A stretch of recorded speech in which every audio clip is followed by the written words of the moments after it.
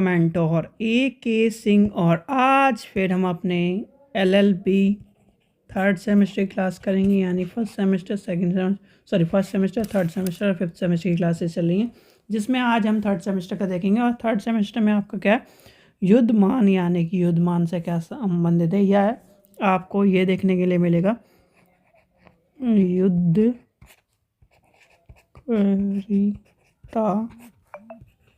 की मान्यता। दोनों वर्ड आपको देखने के लिए मिल सकते हैं। दोनों वर्डों का हिंदी में एक तरह से वर्ड का आपको देखने के लिए मिलता है अलग अर्थ, दोनों का ही अलग अर्थ मिलता है।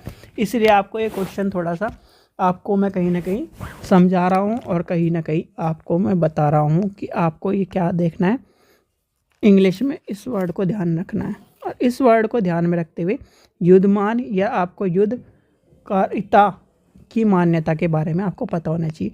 अब युद्धकारिता की मान्यता है क्या, ये कानून है क्या, क्या कहता है ये कानून। सीधे सीधे हम इस चीज़ को आपको, यानी कि क्वेश्चन पे आपको इस तरह की चीज़ें मिलेंगी, यानी कि जो क्या कहे, प्राय युद्ध के लिए तत्पर रहता हो, युद्ध में लगा रहने वाला या युद्ध करने वाले की बात करता है।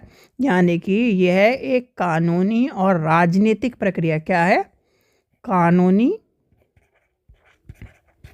और क्या है, राजनीतिक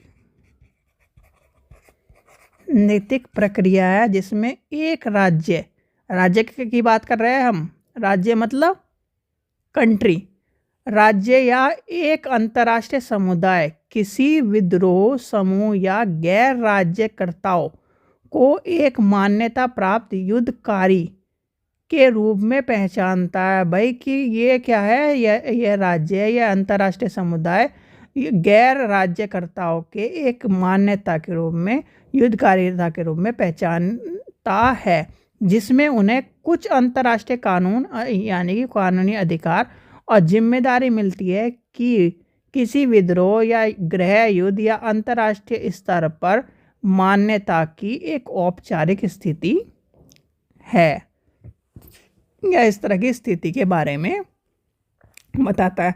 अब यह क्या मान्यता क्या कहती है, इस मान्यता में कहीं ना कहीं ये बताया गया है, यह एक ऐसी स्थिति है जहां पर एक अंतर्राष्ट्रीय समुदाय किसी विद्रोह या समूह को एक मान्यता प्राप्त युद्धकारी के रूप में स्वीकार करता है। क्या करता है, एक युद्धकर्ता के रूप में स्वीकार करता है, जैसे कि युद्ध में लगे रहने वाला, युद्ध करने वाला, उस तरह से हम कहीं ना कहीं इस शब्द को डिफाइन करेंगे। जैसे कि इसमें आपने बताया गया है कि ये कहीं ना कहीं इस तरह की चीज़ें अंतर्राष्ट्रीय कानून में मानक, यानी कि मानक नहीं है, पर कहीं ना कहीं अंतर्राष्ट्रीय कानून के संदर्भ में युद्धमान राज्य की बात कही गई है, और इसको यानी कि इसमें जुड़ी मान्यता के बारे में चर्चा होती है, जिसका अर्थ है कि अंतर्राष्ट्रीय कानून में युद्धमान पक्ष के संबंध में कुछ मान्यता और नियम हैं, जिसके तत्पश्चात राज्यों के अधिकार और कर्तव्य युद्ध के दौरान लागू होने वाले नियम की बात करता है। यानी कि उदाहरण के तौर पर हम लेके चले, अंतर्राष्ट्रीय समुदाय में विदेशी समूह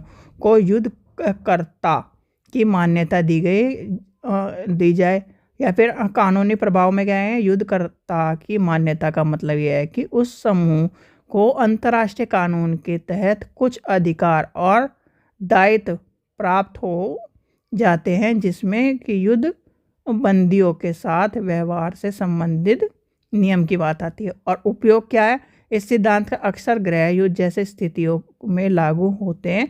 यह कानून और जो परिचालन संबंधित जो बहुत सी जटिलता है और गतिशीलता है, उसको कहीं ना कहीं बैलेंस करके चलता है। सीधे सीधे ये आपको पता होना चाहिए युद्धमान क्या है। युद्धमान ज़्यादातर एक ही दो बार पूछा गया, तो इस तरह के क्वेश्चन कॉम्प्लिकेटेड करते हैं, और कॉम्प्लिकेटेड इसलिए करा जाता है क्योंकि ये पब्लिक बोल रहा हूँ, इंटरनेशनल लॉ के तौर पर आपको पता होना चाहिए कि किस चीज़ के बारे में क्या क्या बात कह रहा है। ठीक है, तो ये आपको पता चलेगा युद्धमान क्या है, और युद्धमान के दोनों फैक्ट मैंने बता दिए। युद्धकारिता की मान्यता और वर्डिंग आपका इंग्लिश में, इसलिए थोड़ा सा इंग्लिश में लॉ वाले स्टूडेंट को थोड़े वर्ड इंग्लिश में भी याद करना है। अगला क्वेश्चन क्या है, क्या अंतर्राष्ट्रीय विधि केवल शुद्ध नैतिकता है, ये वाला क्वेश्चन आपको पता होना चाहिए। ये वाला क्वेश्चन सबसे ज़्यादा बार पूछा जाता है। तो नेक्स्ट आपका यही क्वेश्चन है, तो चलिए इसको भी हम देखेंगे नेक्स्ट वीडियो में। चलिए, आशा करता हूँ आपको वीडियो पसंद है। वीडियो पसंद आए तो लाइक करें, चैनल को सब्सक्राइब करें, वीडियो को ज़्यादा से शेयर करें। Thank you.